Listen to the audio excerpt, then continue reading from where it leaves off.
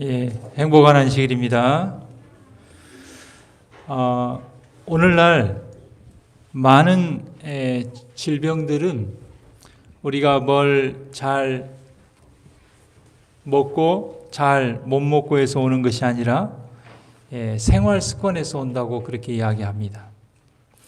그런데 이 마음의 질병도 우리의 삶의 방식과 태도가 어떠냐에 따라서 우리가 건강할 수도 있고 또 마음의 질병을 가질 수도 있습니다.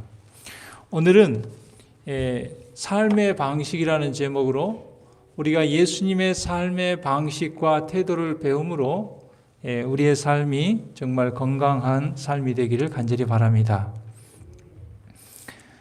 이번 4월 시조에 한 책을 소개하고 있는데요. 2010년도에 독일의 한 저자가 책을 냈는데 피로사회라는 책을 냈습니다. 그 책에 이런 내용이 있습니다. 시대마다 그 시대에 고유한 질병이 있다. 오늘날 우리가 살고 있는 시대에 특별한 질병은 뭐가 있습니까? 코로나, 전염병이 있고, 디모데후서 3장 1절에 보면 말세에 호통하는 때가 있다고 그랬어요. 근데 그 고통하는 때라는 건 뭐냐면, 원어를 살펴보면 스트레스가 많은 시대에 살고 있다는 거예요. 우리가 스트레스라는 말을 들은 지가 얼마 안 됐습니다. 예전에는 스트레스라는 말을 잘 사용하지 않았어요. 오늘날에는 많은 성과를 위하여 성과 중심 사회. 우리 학생들은 어떻습니까? 좋은 성적을 위하여 성적 때문에 굉장히 정신적인 스트레스를 많이 갖고 있죠. 우리나라도 굉장히 이 성과 중심주의 때문에 아주 가난한 나라에서 세계 10대 경제 대국으로 성장을 했습니다. 그런데 반면에 우리가 살고 있는 사회는 굉장히 우리를 피곤하고 피로하게 만들었습니다. 경제적으로 굉장히 부강한 나라가 됐지만 먹을 것이 없어서 자살하기보다는 정신적인 질병으로 자살하는 사람들이 참 많습니다. 피로사회에서 나타나는 증상은 정신질환이다. 성과를 냈지만 정신은 망가졌다. 그렇게 표현을 했습니다. 피로는 노동 강도에서 나오는데요. OECD 경제협력개발기구 37개국 중에 연간 노동시간이 1위에서 5위 호주, 미국, 북유럽 국가 같은 경우는 평균 연간 1,500시간 노동을 한다고 합니다. 그런데 대한민국은 24위인데 37개국 중에 연간 2,000시간이 넘는 시간을 일을 한다고 합니다. 그래서 이 성과 때문에 굉장히 피곤하다. 그래서 이 성과를 향한 압박, 그것은 심리적인 경색, 마치 육신의 뇌경색처럼 심리적인 경색을 낳고 탈진, 우울증을 낳고 그래서 우리가 피곤한 사회 가운데 쳇바퀴 속에 있다.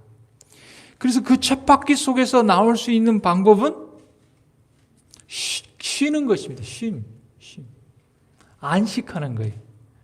그런 의미에서 오늘날 안식일의 의미는 얼마나 중요한지 모르겠습니다. 탈진한 사람에게는 쉼이 필요합니다. 피로사회에서 안식의 가치가 더 커져가고 있습니다. 안식일이라는 것은 그만둔다는 것입니다. 중지하는 거예요. 성과 의지에 목적 지향적인 삶을 그치는 거예요. 그만두는 것입니다. 삼육대학교 우리 총장님 사모님, 송황수 사모님께서 이번에 가정건강에도 그 안식일 글을 냈는데 일반 6일 동안에는 아침에 일어나면 오늘 무슨 일 할까 이렇게 고민을 하는데 안식일에는 그런 생각이 없다는 거예요. 안식일은 모든 걸 다 놓고 오늘 안식일에는 천연계 가운데서 어떻게 예수님과 교제할까?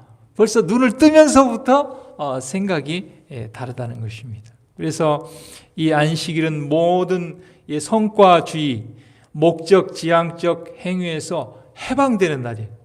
그래서 제가 여기 출피로라고 그랬어요. 출피로, 출애굽처럼.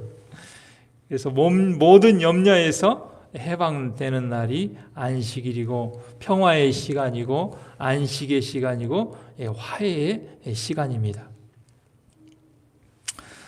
제가 순천에서 목회하는데 참 힘들더라고요. 교인 수는 적죠. 교회 재정은 어렵죠.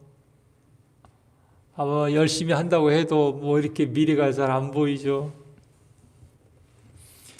그래서 제가 지금까지 목회하면서 특별히 시간을 내서 돈을 들여서 휴가를 가본 적이 별로 없는데, 그때 하여튼 제주도로 특별히 좀 휴가를 갔습니다. 그래서 한 4, 5일 이렇게 좀 쉬었다 왔는데, 말 그대로 리크리에이션, 다시 창조한다는 것이죠. 레크리에이션이라는 뜻이. 정말 그런 휴식을 통하여 다시 새로운 힘을 얻어서 이렇게 일하고 목회할 수 있는 힘을 얻게 됐는데요. 여러분, 우리는 일주일에 한 번 휴가를 갈 필요가 없습니다. 매주 우리는요, 리크리에이션, 재창조의 경험을 하는 날이 이 안식일입니다. 예수님께서 마태복음 11장 28절에 말씀하시기를 수고하고 무거운 짐진 자들아 다 내게로 오라. 내가 너희를 쉬게 하리라 그랬어요. 여기서 제일 중요한 단어는 예수님입니다. 첫째, 우리는 모든 수고와 무거운 짐을 가지고 누구에게 가야 돼요? 예수님께 가야 됩니다. 오늘 그래서 누구에게 왔습니까? 예수님께 온 것입니다. 그리고 우리를 누가 쉬게 하셔요? 예수님께서 쉬게 해 주시는 것입니다. 그러면 어떻게 우리는 예수님께 나아가서 예수님께서 주시는 쉼을 얻을 수 있는가? 그것은 예수님께서 말씀하신 것처럼 나의 멍에를 메고 내게 배우라 그랬어요. 예수님의 멍에를 맨다는 것은 예수님의 삶의 방식, 예수님의 삶의 태도를 배워서 실천하는 것을 이야기합니다. 첫 번째, 우리가 진 짐 중에서 가장 무거운 짐은 죄의 짐이다 그랬어요. 그 짐은 예수님 외에는 제거할 수 없는, 예수님 외에는 해결할 수 없는 짐입니다. 여기 마태복음 11장 28절에 무거운 짐을 졌다고 그랬어요. 그러니까 죄의 짐을 지고, 가장 무거운 짐, 죄의 짐을 지고 있는 사람들이에요. 그럼 여기 수고는 어떤 수고일까요? 가장 무거운 짐인 죄의 짐을 해결하려고 하는 수고예요.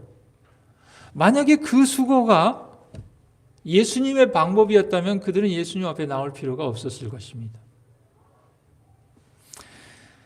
이 죄의 짐을 많은 사람들은 그들의 행함과 그들의 노력으로 해결하려고 하는 사람들입니다. 그것은 굉장히 무의미하게 계속되는 수고입니다.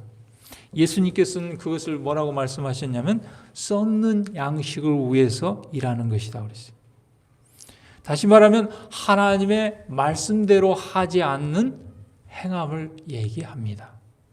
그래서 우리가 출애굽기 16장에 보면 만나의 이야기가 나오는데, 예수님께서 광야에 가서 매일 한 오멜의 만나를 거두오라고 그랬어요. 하나님께 그렇게 말씀하셨습니다. 그럼 말씀대로 하면 우리는 피곤하지 않은 거예요. 평안과 안식과 쉼이 있습니다. 근데 사람들이 어떻게 해요?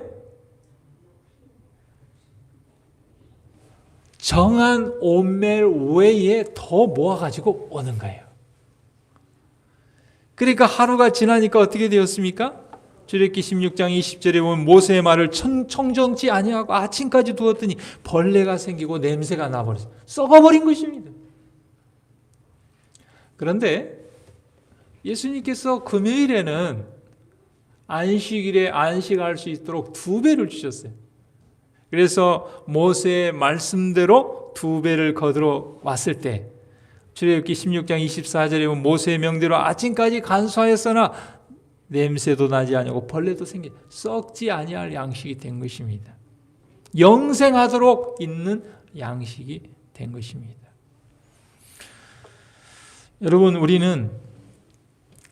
우리가 진 가장 무거운 짐, 죄의 짐을 예수님 앞에 가지고 가서 예수님 앞에 내어놓게 되기를 바랍니다. 주님 앞에 우리의 어떤 사정이라도 그것을 예수님 앞에 다 내어놓을 수 있어요. 모든 근심을 예수님께 다 벗어 놓을 수가 있습니다. 마태복음 11장 25절을 보면 예수님께서 지혜롭고 슬기 있는 자들을 찾아가지 말라고 했어요. 이 세상에 지혜롭고 슬기 있는 자들을 찾아가지 말라. 그들은 인생의 길과 참된 지혜와 쉼을 줄 수 없다. 사람에게 기대하지 말라 그랬어요. 근데 여러분, 예수님을 모르는 사람들은 힘든 일이 있고 어려운 일이 있으면 누구를 찾아갑니까? 10,000원짜리 몇 장 들고 누구를 찾아가요? 점을 보러 가요. 어떤 경우에는 예수님을 믿고 집사님들도 점을 보러 가요. 답답하면 예수님께 안 가고. 조선시대에 점을 잘 보기로 유명한 도사가 있었습니다. 어느 날 과거 보러 가는 선비 3사람이 그 도사를 찾아왔어요. 그리고 도사에게 물었습니다. 도사님, 저희 3사람 과거에 급제할 수 있겠습니까? 도사가 그 물음에 대해서 눈을 다 감고 한참을 생각하다가 아무 말 없이 이렇게 얘기했어요. 손가락 하나를 이렇게 딱 보여줬어요.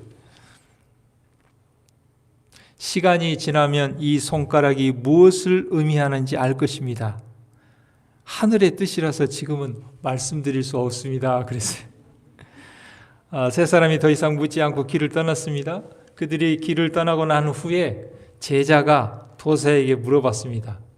이 한 손가락이 의미하는 것이 무엇입니까, 선생님? 3사람 중에 한 명만 급제한다는 뜻입니까?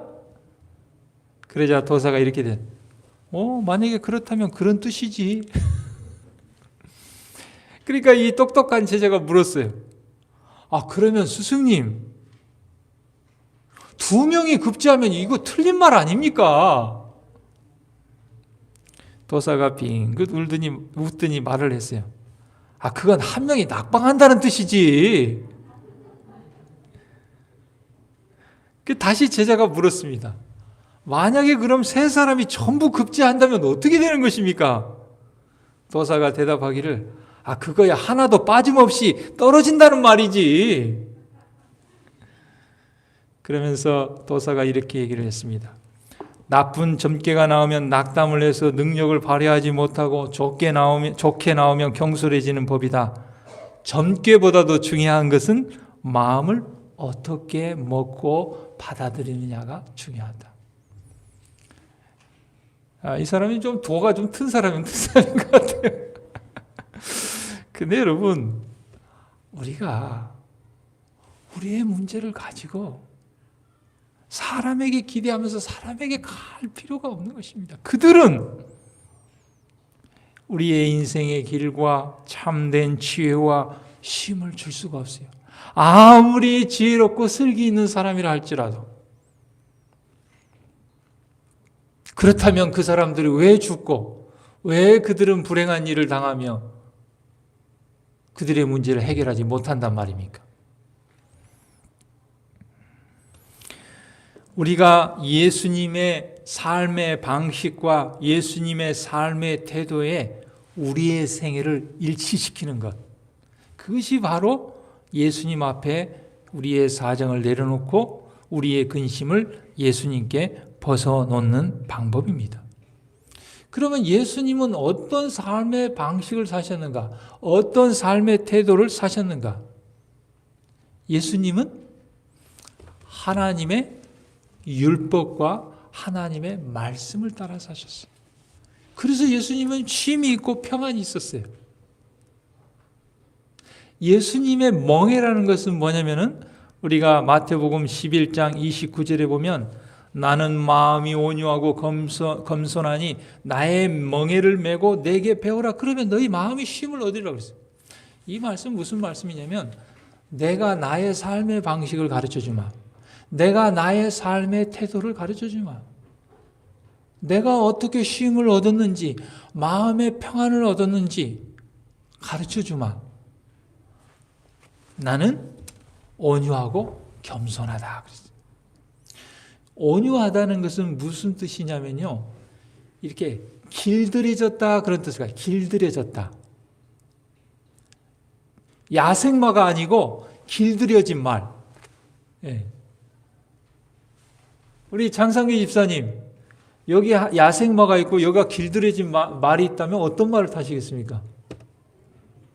한번 떨어져도 좋으니까 야생마 타고 싶으십니까? 저는 길들여진 마도 좀 겁이 나는데 생각보다 말이 굉장히 높아요. 아유, 겁이 나요. 그래도 이왕이면 어때요? 길들여진 말. 그 다음에 고삐가 딱 있는 말. 온유하다는 건 그런 뜻입니다. 예수님이 온유하다는 것은 뭐냐면은 자유분방하게 그냥 마음대로 사시지 않았다는 거예요. 예수님의 삶의 방식과 태도는 하나님의 율법의 제어하심을 따라 사셨다고. 지난번 우리 박승규 장로님 교과 공부할 때 말씀하셨죠. 연이 있는데 연을 더 높게 날리기 위해서 어때요? 연줄을 끊어버리면 더 높게 날아갈 것 같지만 이 제어의 줄이 끊어지면 어때요? 땅에 떨어지는 것입니다.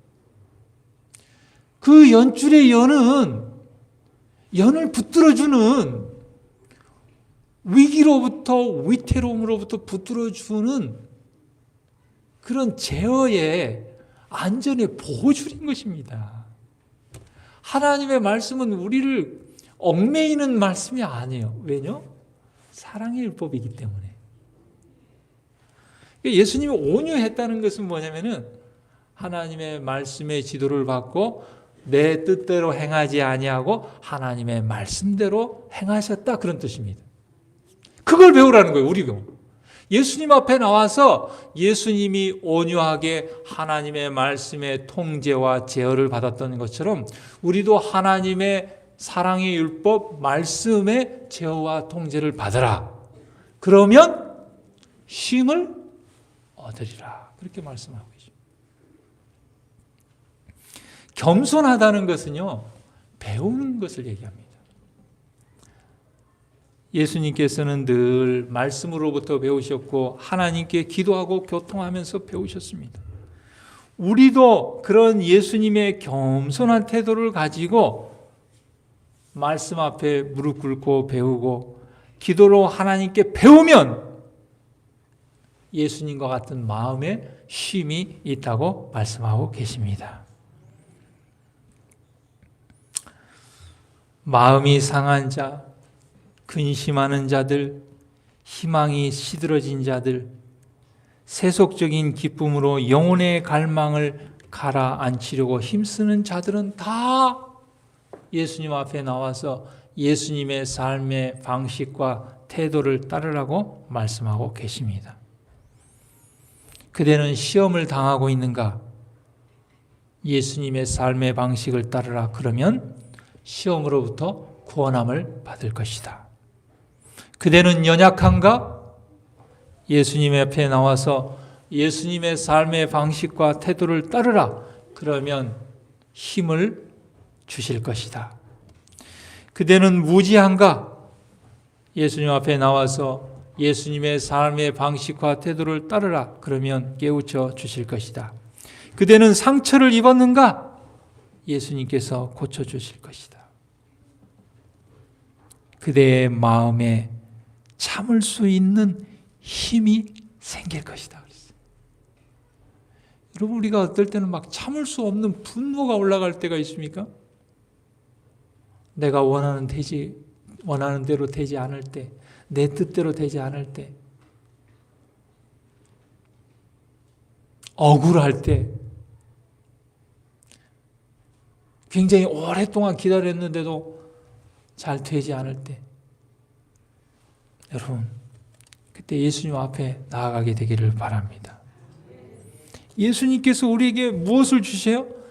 참을 수 있는 힘을 주신다고 그랬습니다.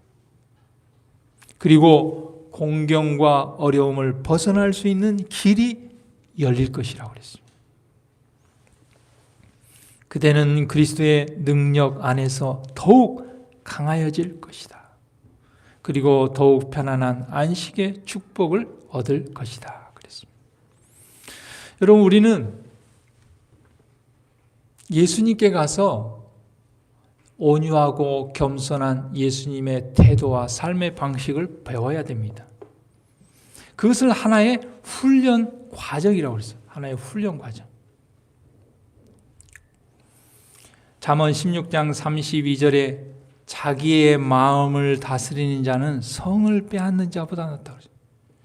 여러분, 우리의 마음을 다스릴 수 있는 사람은 그 어떤 승리자보다도 강한 자라고 그랬어요. 여러분, 마음을 다스릴 수 있다는 건 굉장한 것입니다. 그런데 마음을 다스릴 수 있는 힘은 어디에서 나옵니까? 예수님에게서 나옵니다.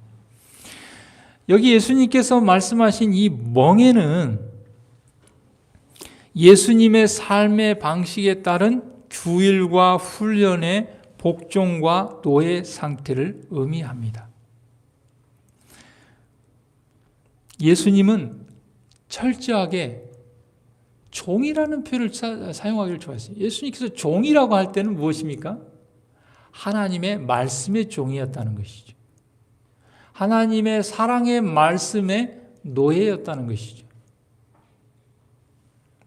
우리도 마찬가지입니다. 우리가 하나님의 사랑의 율법, 하나님의 뜻의 멍에를 맬 때 우리는 진정한 쉼과 안식이 있습니다. 그 멍에는 사랑의 봉사를 얘기합니다. 아까 그 피로사의 그 책에서는 그들의 삶의 목적과 동기가 어디에 있었냐면 성과에 있었어요. 성과. 그게 피곤한 거예요. 너무 피곤해. 그런데 예수님의 삶을 지배하는 그 힘은 뭐였냐면 사랑의 봉사예요. 사랑의 봉사. 하나님을 향한 사랑, 인류의 구원을 위한 사랑. 그것이 바로 예수님의 생애를 지배하는 힘이었고 원칙이었다는 것입니다. 그것을 배우라는 것입니다. 예수님께서 마태복음 11장 30절 말씀에 이렇게 말씀하셨어요. 내 멍에는 쉽고 내 짐은 가볍다 그랬어요. 여러분, 예수님이 지셨던 십자가가 쉽습니까? 쉬워요, 안 쉬워요? 여기서 쉽다는 표현은 어렵지 않다는 표현이 아니에요. 여기서 쉽다는 표현은 즐겁다는 표현입니다.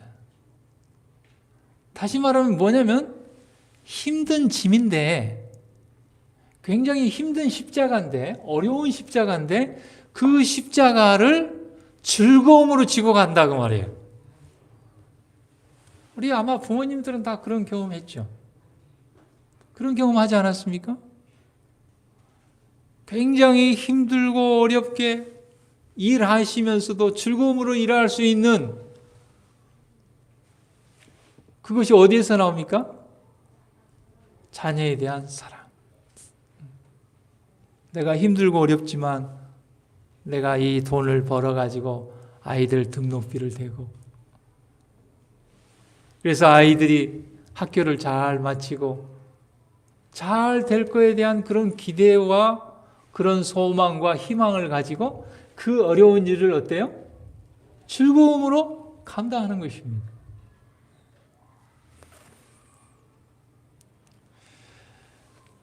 우리 아이들이 어렸을 때 이렇게 기저귀 갈 때 어때요?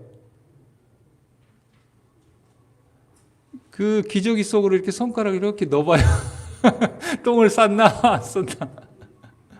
그리고 어떨 때는 똥을 쌀 때가 있어요.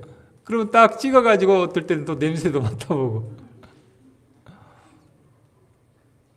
근데 그 자기 자식 똥은 어떻게 그 냄새가 어떻게 고소해요?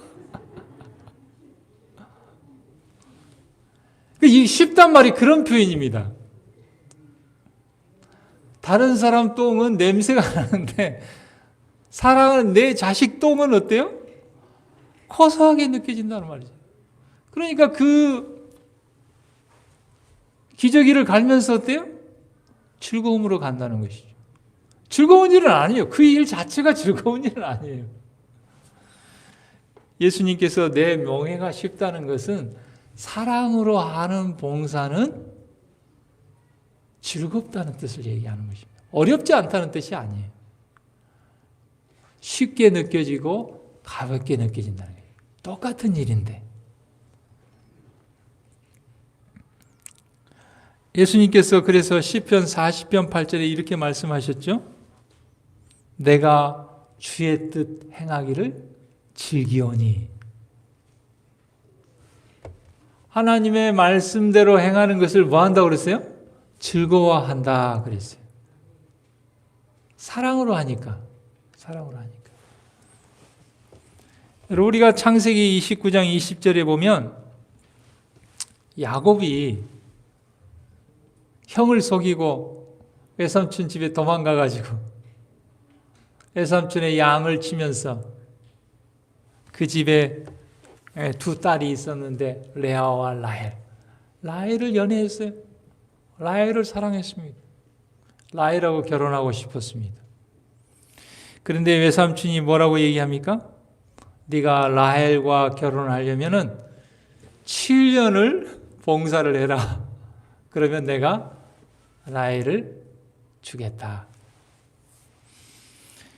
창세기 29장 20절에 야곱이 라헬을 위하여 7년 동안 라반을 봉사하였으나 그를 연애하는 까닭에 그를 사랑하였기 때문에 7년을 수일같이 7일같이 여겼더라 그랬어요.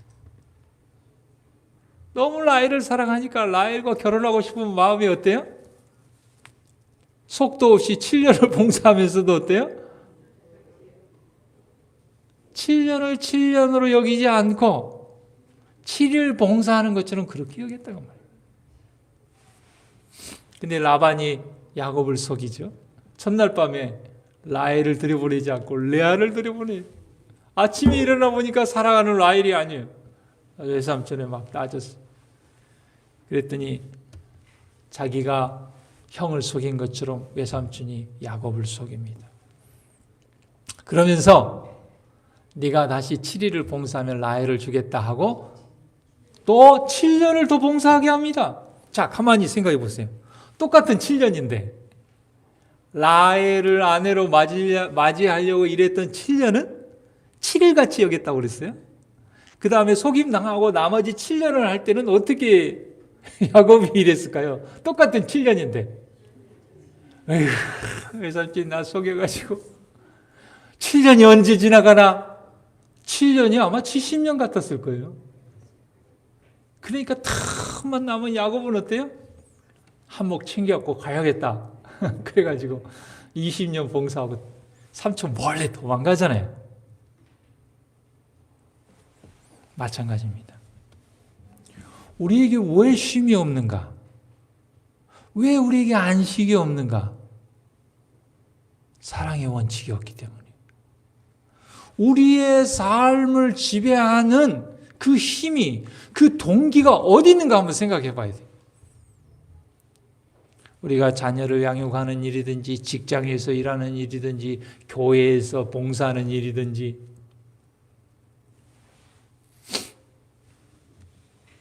저는 우리 중앙교회에 와서 뭐 감동받은 일이 여러 가지가 있는데 그 중에 하나는 뭐냐면 지금 이제 교회들이 다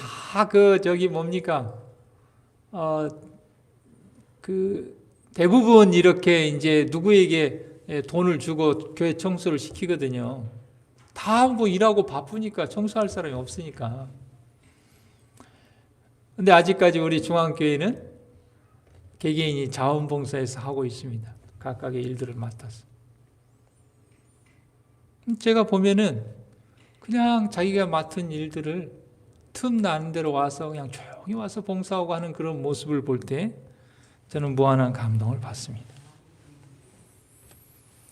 그냥 사랑으로 하는 봉사인 거예요.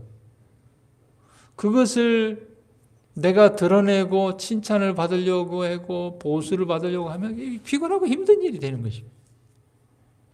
그런데 하나님께서 나에게 주신 은혜에 감사해서 그냥 내가 맡겨진 그 영역을 그냥 기쁨으로 하는 거예요. 알아주든지 않든지. 그런 봉사는, 그런 사랑의 봉사는 즐거움으로 할 수 있어요. 근데 우리가 그런 즐거움이 없다, 신앙생활 하는데 피곤하다, 그럼 한번 다시 생각해 보세요. 내가 어떤 태도로, 어떤 방식으로 신앙하고 있는지, 내가 어떤 방식으로, 어떤 태도로 일하고 있는지 한번 이렇게 생각해 보면 돼요. 그래서 예수님의 삶의 방식, 예수님의 삶의 태도를 닮아가는 저와 여러분이 되기를 간절히 바랍니다. 지난번에 한번 우리 한 목사님의 이 둘째 아들 트리처 콜린 증후군이라고 유전자 변형으로 얼굴과 뼈 근육이 발달하지 않아 가지고 그런 아이를 양육하는 그런 이야기를 제가 한번 말씀을 드렸는데 참 저는 대단한 생각이 들어요. 어떤 경우에는 막 이런 것들을 막 감추고 얘기하지 않고 막 슬픔에 빠져가지고 내가 하나님 믿고 있는데 왜 이런 일을 이렇게 원망하고 그런 경우도 있는데, 이 동영상을 착착착착 찍어가지고 이 아이를 이렇게 사랑으로 돌보면서 이렇게 하는 장면들을 이렇게 유튜브나 페이스북에 올려요. 그래가지고 다른 사람을 위로하고 공유하고. 그리고 우리는 어떻게 하면 우리 아이를 공부도 잘하게 하고 똑똑하게 잘 키워하고 뭐 이렇게 생각하는데, 이 아이는 일단 지금 숨을 쉴 수 있는가? 젖을 입에 넣을 수 있는가? 이거 가지고 고민해요. 수술하고 하고.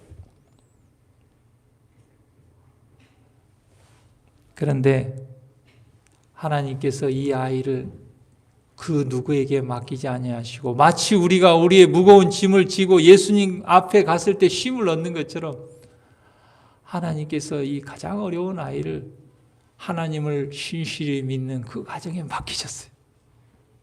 그리고 이 가정은 그 아이를 안고 누구에게 가냐면 예수님께 가는 거예요. 그래서 내가 볼 때 이거 어떻게 나 같으면 좋아, 어떻게 키울까 이렇게 고민할 텐데, 내 멍에는 쉽고 가볍다고 말씀하신 예수님처럼 그